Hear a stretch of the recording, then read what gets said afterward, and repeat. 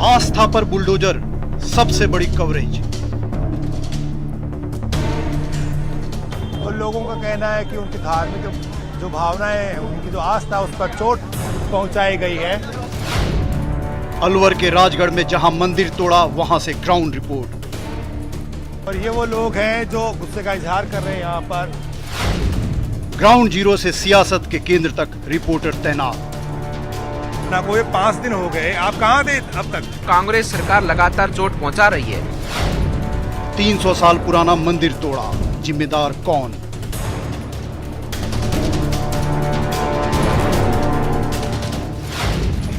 BJP Congress एक दूसरे को ठहरा रहे जिम्मेदार। 300 साल पुराने शिव मंदिर पर बुलडोजर चलता हुआ पब्लिक डोमेन में दिखाई देता। भारतीय जनता पार्टी और उनकी नगर पालिका मंडल आस्था पर बुलडोजर।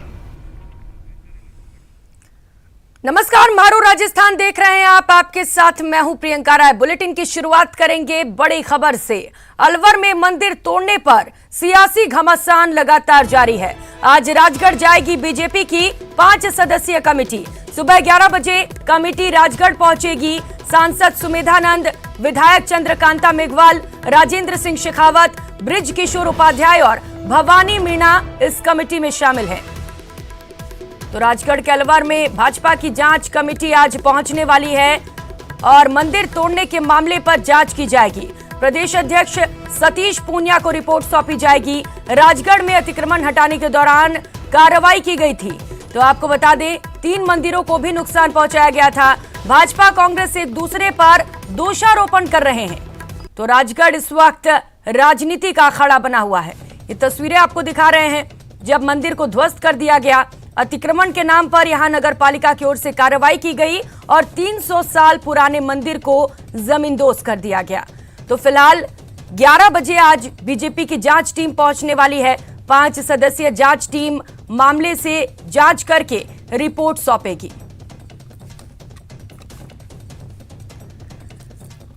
तो लगातार आरोप प्रत्यारोप का दौर भी जारी है। सियासत लगातार तूल पकड़ता जा रहा है मामले पर। कांग्रेस इसे बीजेपी का काम बता रही है, तो बीजेपी कह रही है कि कांग्रेस की ओर से ये काम किया गया है। तो फिलहाल स्थिति स्पष्ट नहीं हो पा रही है। जिम्मेदारी लेने को कोई भी पार्टी तैयार नहीं है कि आखिर किसके आदेश से ये बड़ी कार्रवाई को अंजाम दिया गया है। और आज इसी को लेकर बीजेपी की 5 सदस्यीय जांच टीम राजगढ़ पहुंचने वाली है। बताया जा रहा है कि 11 बजे ये टीम यहां पर पहुंचेगी और मामले पर जांच करेगी।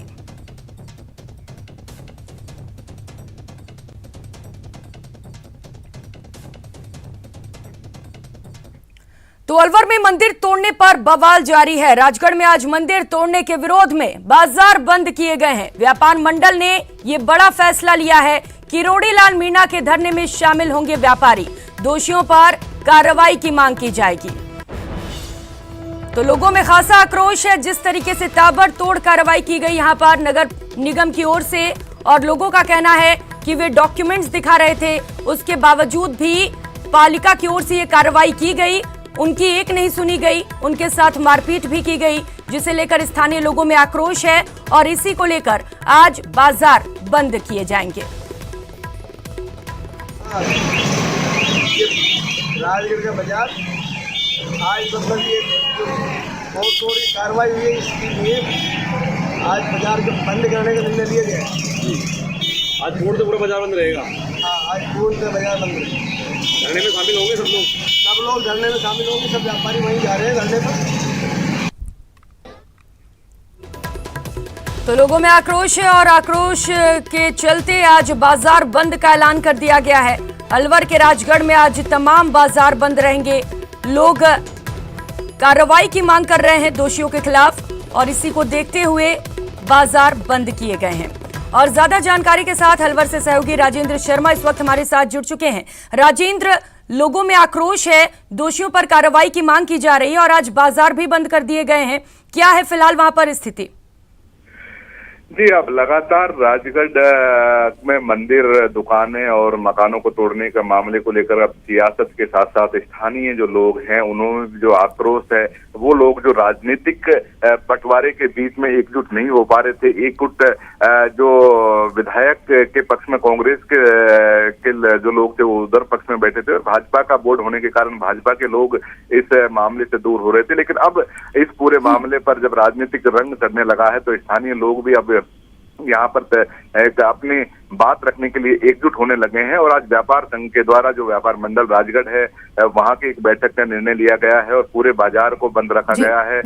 जो स्वेच्छा से लोगों में, क्योंकि आक्रोश पहले से ही लोगों में था लेकिन लोग दबी जुमा में बैठे हुए थे, कोई विरोध नहीं कर पा रहा था, लेकिन अब राजनीतिक नेताओं के आवागमन और जिस तरीके से मीडिया को वहां पहुंचा है उसके बाद अब लोग सामने आकर के विरोध जता रहे हैं। लोग कह रहे हैं कि भाजपा का बोर्ड और कांग्रेस के नेताओं के इशारे पर ये पूरा खेल खेला गया है और स्थानीय लोगों को के अलावा मंदिरों की उनकी आस्था जो है उनको तोड़ा गया है।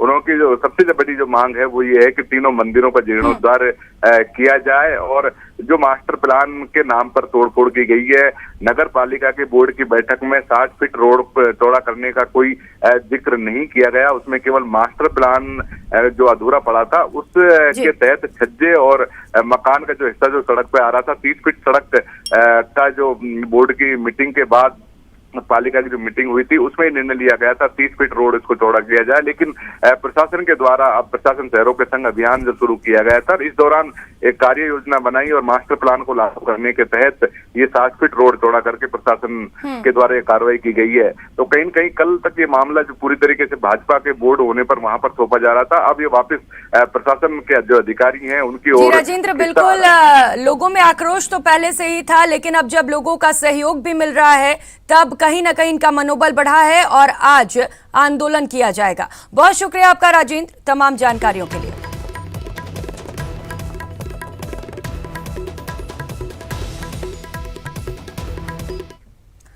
तो अलवर के राजगढ़ में मंदिरों को तोड़े जाने के विरोध में सांसद किरोड़ी लाल मीणा रात भर धरने पर रहे। उन्होंने मंदिर तोड़े जाने की न्यायिक जांच की मांग की।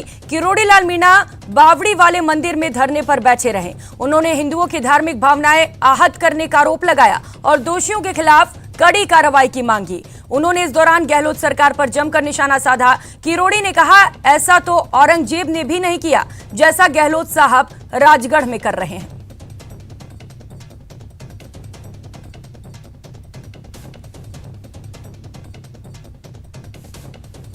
के निकल रहे हैं, कितनी बेरहमी से हमारी धार्मिक भावनाओं को आहत किया गया हिंदू समाज को, बहुसंख्यक समाज को। 300 साल पुराना मंदिर, तो ये बर्दाश्त काबिल नहीं है। इसलिए हम सरकार से मांग की है कि तीनों मंदिरों का जीर्णोद्धार किया जाए। जो दुकान मकान जिनके पास लीगल डॉक्यूमेंट है उनको कंपनसेट किया जाए। वहीं अलवर में राजगढ़ में मंदिर तोड़ने के मामले में ये बड़ा अपडेट सामने आ रहा है। एसडीएम ईओ नगर पालिका के खिलाफ थाने में परिवाद दर्ज किया गया है। भाजपा नेता महंत प्रकाश दास ने शिकायत दर्ज कराई है। 3 मंदिरों की मूर्तियों को तोड़ने के आरोप लगाए गए हैं। धार्मिक भावनाओं को आहत करने के भी आरोप हैं। तो मामले पर कार्रवाई की मांग की जा रही है और इसको लेकर परिवाद भी दर्ज कर दिया गया है। एसडीएम ईओ और नगर पालिका के खिलाफ थाने में परिवाद दर्ज कराई गई है। भाजपा नेता महंत प्रकाश दास ने शिकायत दर्ज कराई है। मंदिर में मूर्तियों को तोड़ने के आरोप लगाए गए हैं और इसको लेकर बताया जा रहा है कि धार्मिक भावनाओं को आहत किया गया है, जिसको देखते हुए कार्रवाई की मांग की जा रही है।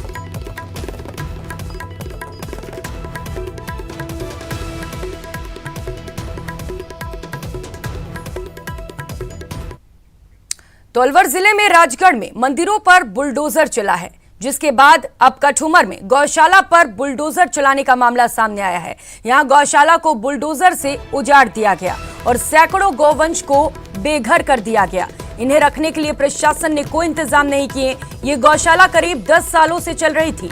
वन विभाग ने अतिक्रमण हटाने के नाम पर मैथना गांव में हनुमान गौशाला को ध्वस्त कर दिया। ये गौशाला करीब 40 बीघा एरिया में बनी हुई थी। बताया जा रहा है कि दिसंबर 2021 में गौशाला की जगह खाली करने और गायों को दूसरी जगह पर ले जाने का नोटिस जारी किया गया था, लेकिन गौशाला संचालक ने नोटिस की पालना नहीं की और आखिरकार 21 अप्रैल को वन विभाग ने यहां भी बुलडोजर चला दिया।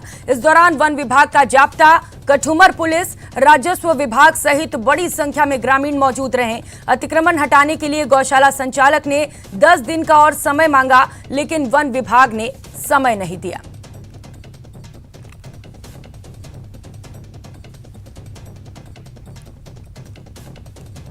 तो गोवंश को यहां पर बेघर कर दिया गया है, बुलडोजर से यहां पर गौशाला को तोड़ दिया गया है। लेकिन बड़ी बात यह है और बड़ा सवाल यह है कि जब इनके घरों को तोड़ा गया तो उससे पहले इनके रहने का इंतजाम आखिर क्यों नहीं किया गया। अब ऐसे में ये गौवंश आखिर कहां जाएंगे, ये बड़ा सवाल है। तो आपको जानकारी दे दें, नोटिस पहले ही दी गई थी यहां पर अतिक्रमण बताते हुए इसको तोड़ने के लिए, लेकिन जो गौशाला संचालक है उसने इसकी पालना नहीं की, जिसके बाद एक्शन लिया गया और गौशाला को तोड़ दिया गया है। तो गौशाला संचालक ने समय मांगा, बोला 10 दिन का और समय चाहिए उसे, लेकिन उसकी एक नहीं सुनी गई और यहां पर कार्रवाई करते हुए गौशाला को ध्वस्त कर दिया गया। तो हजारों की संख्या में यहां पर गौवंश हैं और सवाल यह है कि आखिर ये जाएंगे कहां। इससे पहले अलवर के राजगढ़ में मंदिरों को तोड़ा गया था और उसके बाद अब ये दूसरी बड़ी कार्रवाई की गई है प्रशासन की ओर से, जब गौशाला पर पीला पंजा चला है और गौशाला को ध्वस्त कर दिया गया है। लेकिन ऐसे में बड़ा सवाल यही है कि आखिर गौशाला को तोड़ने से पहले इंतजाम क्यों नहीं किए गए। सहयोगी राजेंद्र शर्मा इस वक्त हमारे साथ जुड़ चुके हैं। राजेंद्र, क्या कुछ इंतजाम हो पाए हैं उन गायों के लिए जिनके घर उजाड़ दिए गए हैं?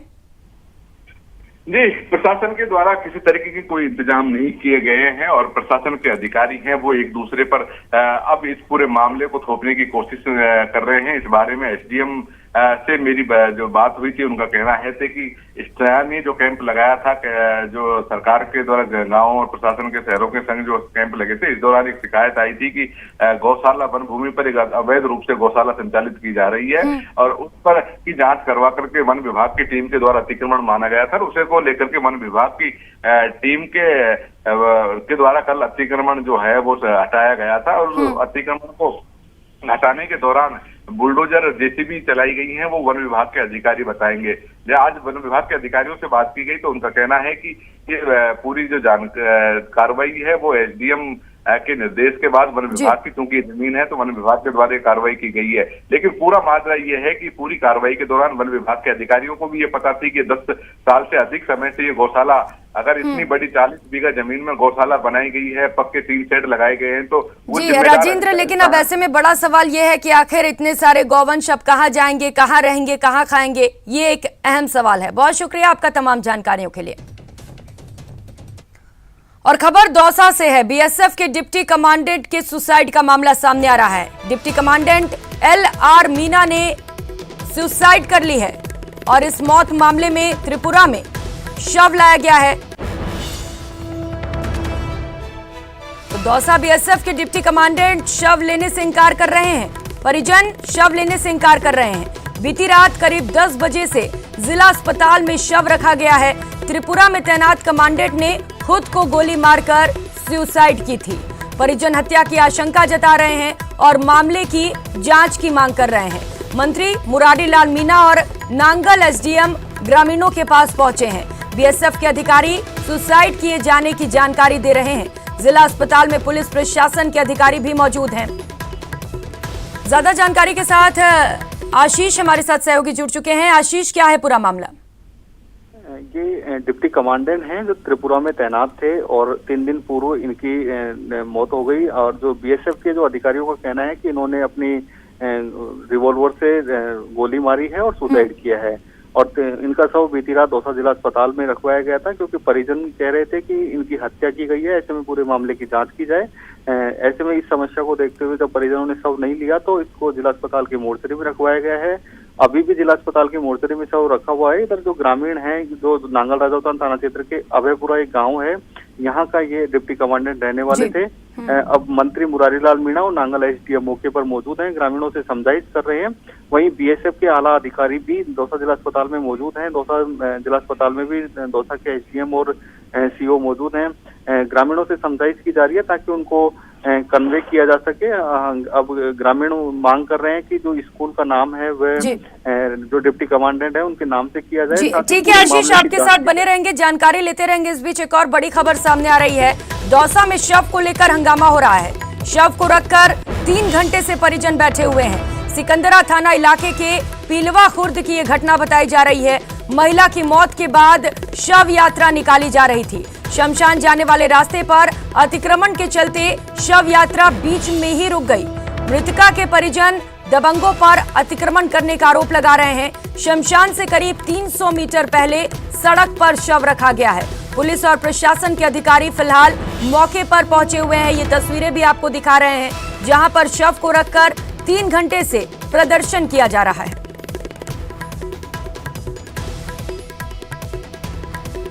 आशीष, प्रदर्शन किया जा रहा है शव को रखकर, क्या है पूरा मामला और क्या कुछ अपडेट मामले पर? खुर्द गांव का मामला है और जो कल्याणी देवी नामक महिला की मौत हुई थी, मौत के बाद आज सुबह करीब 6 बजे शव यात्रा शुरू हुई थी, लेकिन घर से करीब 100 मीटर ही यह शव यात्रा निकली। उसके बाद में जो रास्ता था वो रास्ते पर अतिक्रमण था। ऐसे में जो ग्रामीण हैं और परिजन हैं वो जो अतिक्रमण हटाने की मांग को लेकर जो शव यात्रा है उसको बीच रास्ते में ही रोक दिया और शव को सड़क पर रख दिया। इसके बाद में पुलिस और प्रशासन के अधिकारियों को जब सूचना मिली तो मौके पर सिकंदरा थाना पुलिस और स्थानीय अधिकारी मौके पर पहुंचे हैं। ग्रामीणों से समझाइश की जा रही है। साथ ही जिन लोगों पर आरोप है कि जिन्होंने अतिक्रमण कर रखा है उनसे भी समझाइश की जा रही है। पुलिस और प्रशासन का दावा है कि कुछ देर में समझाइश के बाद पूरा मामला शांत करा दिया जाएगा। फिलहाल क्योंकि 4 घंटे बीत चुके हैं इस पूरे घटनाक्रम को, ऐसे में शव खराब नहीं हो इसके लिए मौके पर बर्फ मंगाई गई है ताकि शव खराब नहीं हो। और वहाँ जो सड़क पे जो शव रखा हुआ है उसको बर्फ से सील किया जा रहा है ताकि किसी भी तरह की शव में दुर्गंध नहीं आए। और इधर जो पुलिस और प्रशासन के जो अधिकारी हैं वो दोनों पक्षों से समझाइश कर रहे हैं ताकि जो शमशान भूमि का जो रास्ता है वो खुले और जो ये अंतिम संस्कार की जो प्रक्रिया है वो पूरी हो सके। जी बिल्कुल आशीष, अब देखना ये होगा कि कब तक पुलिस समझाइश कर पाती है और शव का अंतिम संस्कार किया जाता है। बहुत शुक्रिया आपका आशीष तमाम जानकारियों के लिए। और रुक कर लेंगे एक और बड़ी खबर का। कोचिंग छात्र ने सुसाइड कर ली है, जान दे दी है। कोटा में कोचिंग छात्र ने आत्महत्या की है। फांसी लगाकर छात्र ने जान दी है। उड़ीसा का रहने वाला ये छात्र बताया जा रहा है। फिलहाल कारणों का पता नहीं चला है कि किन कारणों से आत्महत्या की गई है। कुन्हाड़ी थाना पुलिस मौके पर पहुंची हुई है और लगातार तफ्तीश की जा रही है कि आखिर किन वजह से छात्र ने सुसाइड की है।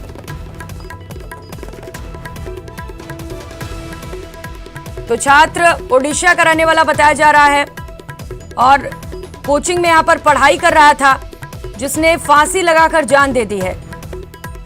तो फिलहाल पुलिस मौके पर पहुंची हुई है। शव का पोस्टमार्टम कराया जाएगा, जिसके बाद कारणों की तलाश की जाएगी कि आखिर किन कारणों से छात्र ने खुदकुशी की है। कोटा से ये बड़ी खबर आपको बता रहे हैं, जहां पर एक कोचिंग छात्र ने सुसाइड कर लिया है। आत्महत्या के कारणों को तलाशा जा रहा है। पुलिस मौके पर छानबीन कर रही है कि कोई सुसाइड नोट शायद मिल जाए, जिससे ये पता चल सके कि छात्र ने अपनी जान क्यों दी है। ये छात्र ओडिशा का रहने वाला था जो कोटा आया हुआ था पढ़ाई के लिए। कोचिंग में यहाँ पे पढ़ाई करता था। कुन्हाड़ी थाना पुलिस मौके पर पहुंच चुकी है। पुलिस की ओर से तफ्तीश की जा रही है। सहयोगी ओम प्रकाश इस वक्त हमारे साथ जुड़ चुके हैं। ओम प्रकाश, क्या कुछ अपडेट, क्या पता चल सका है अभी कि किन कारणों से छात्र ने सुसाइड की है? प्रथम दृष्टि ऐसा माना जा रहा है कि पढ़ाई के दबाव के चलते ही इन्होंने मौत को गले लगा लिया था, लेकिन फिलहाल स्पष्ट कारण पुलिस भी नहीं बता पा रही है। कोई सुसाइड नोट फिलहाल बरामद नहीं हुआ है। परिजनों को हालांकि सूचित कर दिया है। उड़ीसा से कोटा पहुंचने के बाद मृतक जो छात्र है आशीष रंजन, उनके शव का पोस्टमार्टम करवाया जाना है। ये लंबे समय से यहाँ बताया जा रह रहा था और एक रेजिडेंसी में आवास कर रहा था और मेडिकल की तैयारी कर रहा था, लेकिन पिछले कुछ दिनों से जैसा बताया जा रहा है संबोधित तनाव में था और तनाव के चलते ही अपने ही कमरे में बालकनी में इन्होंने फांसी का फंदा लगाकर मौत को गले लगा लिया। फिलहाल एमबीएस अस्पताल की मोर्चरी में रखवाए गए शव का पोस्टमार्टम किया जाना है। जी ओम प्रकाश, क्या पुलिस ने आसपास लोगों से बातचीत की जो उसके दोस्त होंगे?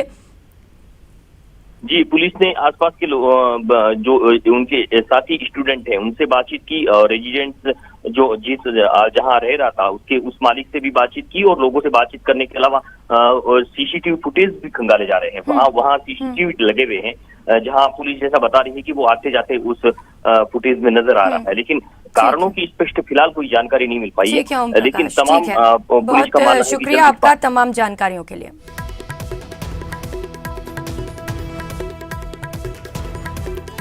और रुक करेंगे एक और बड़ी खबर का। महिला की मौत पर हंगामा मचा है। अस्पताल में मौत पर हंगामा देखने को मिला। भरतपुर के प्राइवेट अस्पताल में हंगामा हुआ। ऑपरेशन के दौरान महिला की मौत हो गई थी। परिजनों ने चिकित्सकों पर लापरवाही के आरोप लगाए हैं। अस्पताल के बाहर जमकर हंगामा किया। हंगामे को देखते हुए भारी पुलिस बल की तैनाती कर दी गई है। ये तस्वीरें भी आपको दिखा रहे हैं। अस्पताल में एक महिला का इलाज चल रहा था। इस दौरान महिला की मौत हो गई, जिसके बाद से परिजन लगातार प्रदर्शन कर रहे हैं और परिजनों का आरोप है कि चिकित्सकों की लापरवाही की वजह से यह हादसा हुआ है। महिला की जान गई है। और ज्यादा जानकारी के साथ भरतपुर से सहयोगी दीपक पुरी इस वक्त हमारे साथ जुड़ चुके हैं। दीपक, अभी क्या कुछ अपडेट है? क्या हंगामा शांत हुआ है वहां पर? देखिए प्रियंका, अपडेट ये है कि भारी पुलिस जाब्ता वहां पर तैनात किया गया था और पुलिस की समझाइश के बाद जो है परिजनों को मामला शांत कराया गया। परिजनों द्वारा जो अस्पताल प्रबंधन है और चिकित्सक है उनके खिलाफ जो है मामला दर्ज कराया गया और कोतवाली थाना पुलिस ने मामला दर्ज कर पूरे मामले की जो है जांच शुरू कर दी है। कुम्हेर निवासी थे जो अपनी जो है जो मृतक महिला है उसको दिखाने के लिए जो जिंदल नर्सिंग होम है वहां लेकर के पहुंचे थे। वह ये 21 तारीख को लेकर के पहुंचे थे, तो उन्होंने वहां पर सोनोग्राफी कराई, उसमें वो पथरी बताई थी। पथरी का वहां पर उन्होंने कहा था कि इसका जो है ऑपरेशन कराना होगा, तो उन्होंने चिरंजीवी योजना जो है राजस्थान सरकार के द्वारा चलाई जा रही है उसके तहत उस अस्पताल में जो है ऑपरेशन कराया। ऑपरेशन के दौरान उसकी जो है तबीयत दोबारा बिगड़ी। उसके बाद उन्होंने कहा कि अगर आपसे जो है मामला नहीं संभल रहा है तो हम दूसरे अस्पताल ले जाते हैं, लेकिन चिकित्सकों ने कहा कि ऐसी कोई बात नहीं है, हम यही मामले को जो है इनका जो है इलाज सही ढंग से कर देंगे। लेकिन वो वहां पर जो है जो मृतक महिला की परिजन है उन्होंने आरोप लगाया है कि चिकित्सकों पर जो है सही तरह से इलाज नहीं हो पाया और उसके कारण जो है महिला की मौत हो गई। काफी देर के तक उन्होंने जो है अस्पताल के बाहर हंगामा किया। हंगामे को देखते हुए भारी पुलिस जाब्ता वहां पर पहुंचा था और काफी देर के बाद जो है परिजनों की और पुलिस की समझाइश जो है वहां पर बनी है, लेकिन फिर भी गहमा गहमी का जो माहौल है वो अभी भी वहाँ देखा जा रहा है। जो परिजन है वो मांग कर रहे हैं कि उच्च अधिकारी यहाँ पर मौके पर आए और अस्पताल के खिलाफ जो है एक कड़ी कार्रवाई करे, तभी जाकर के वो जो मृतक महिला है उसकी डेड बॉडी को लेंगे। और जी बिल्कुल दीपक, अगर पथरी के ऑपरेशन के इलाज के दौरान इस तरीके से जान जाती है तो सवाल तो उठेंगे। बहुत शुक्रिया आपका तमाम जानकारियों के लिए। कोटा के घटोत्कच सर्किल पर देर रात को चालान बनाने की बात को लेकर जोरदार हंगामा हो गया। महावीर नगर थाने की एसएचओ कलावंती चौधरी पर लोगों ने गंभीर आरोप लगाते हुए हंगामा किया और थाने पहुंच गए। पीड़ित महिलाओं ने आरोप लगाया कि वो चालान कटवाने को तैयार थी, लेकिन एसएचओ कलावंती चौधरी ने न केवल उनके साथ धक्का मुक्की की बल्कि छोटे बच्चों के साथ भी मारपीट की। सूचना के बाद बीजेपी कार्यकर्ता और विधायक मदन दिलावर भी थाने पहुंच गए। उन्होंने थाने के बाहर धरना देकर आक्रोश जताया। पूरे हंगामे का वीडियो अब सोशल मीडिया पर वायरल हो रहा है। हालांकि एसएचओ कलावंती चौधरी ने आरोपों को निराधार बताया है।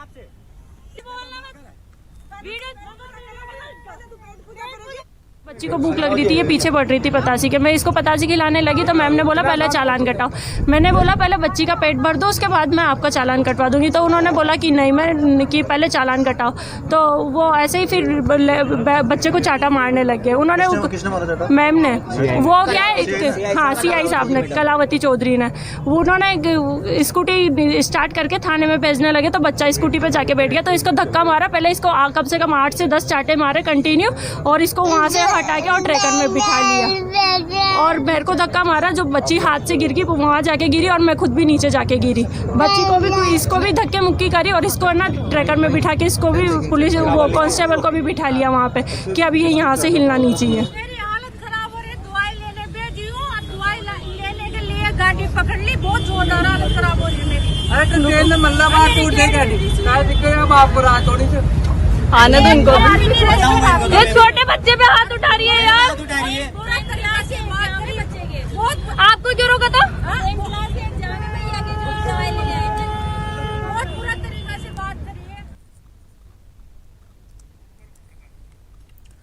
ओम प्रकाश इस वक्त हमारे साथ फोन लाइन पर जुड़ चुके हैं। ओम प्रकाश, क्या कोई कार्रवाई की गई है? जैसा कि एसएचओ पर आरोप लगाए जा रहे हैं मारपीट के। एसएचओ सहित अन्य पुलिस कर्मियों के खिलाफ पीड़ित महिलाओं ने और बालक ने देर रात को शिकायत दी और शिकायत के बाद क्योंकि मौके पर हंगामा बढ़ा था तो एमएलए भी पहुंचे थे, एडिशनल एसपी प्रवीण जैन भी मौके पे पहुंचे थे, डीएसपी भी पहुंचे थे। तो तमाम पुलिस अधिकारियों ने पीड़ित पक्ष से समझाइश कर उनकी शिकायत ली है। शिकायत के आधार पर इस मामले की जांच जो डीएसपी है मुकुल शर्मा उनको फिलहाल सौंपी है और पुलिस के अधिकारियों ने पीड़ित पक्ष को आश्वस्त किया है कि इस मामले में यदि जांच में सत्य इस तरह के सामने आते हैं तो निश्चित रूप से पुलिस कर्मियों पर के खिलाफ कार्रवाई की जाएगी। लेकिन अभी भी कहा जा सकता है कि पीड़ित पक्ष में काफी आक्रोश एक सामान्य सी बात को लेकर जो चेहरा एक महिला एसएचओ का वीडियो में भी नजर आ रहा है वो कहीं न कहीं पुलिस की कार्यप्रणाली पर अपराध नियंत्रण के दाव पर कई बड़े सवाल खड़े होते हैं। बिल्कुल बिल्कुल ओम प्रकाश, बड़े सवाल खड़े होते हैं यहाँ पर खाकी पर। बहुत शुक्रिया आपका तमाम जानकारियों के लिए। और कर लेते हैं बड़ी खबर का। कोटपुतली से ये बड़ी खबर है जहां पर चंदवा जी में एक बस पलट गई। सवारियों से भरी निजी बस पलट गई और हादसे में एक महिला की मौत हो गई जबकि 8 लोग घायल हो गए। बस में फंसे लोगों को बाहर निकाल लिया गया है। हरिद्वार से जयपुर की ओर ये बस जा रही थी, इस दौरान हादसे का शिकार हो गई। लबाना बस स्टैंड के पास की ये घटना है और घटना की ये तस्वीरें भी आपको दिखा रहे हैं जहां पर एक निजी बस पलट गई और हादसे में एक महिला की मौत हो गई है। तो फिलहाल 8 लोग घायल बताए जा रहे हैं जिन्हें इलाज के लिए अस्पताल में भर्ती किया गया है। एक बस पलटी खा गई लबाना के पास में, काफी सवारियां। और खबर सिरोही से है। सिरोही के माउंट आबू में आग का तांडव देखने को मिल रहा है। माउंट आबू की पहाड़ियों में आग लगी हुई है। माउंट के छिपा बेरी के ऊपर भीषण आग लगी है। आग से जंगली जानवरों को नुकसान हो सकता है। 7 घूम से जंगलों में आग देखी जा सकती है।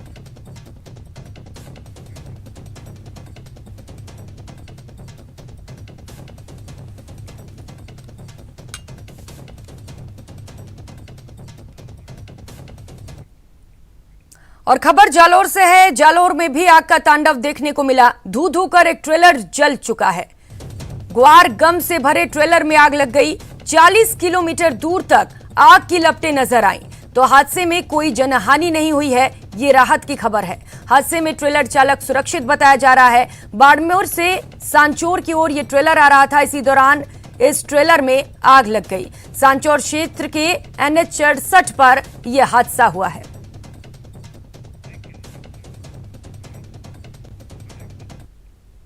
और यहां वक्त हो चला एक छोटे से ब्रेक का, लौटेंगे फौरन।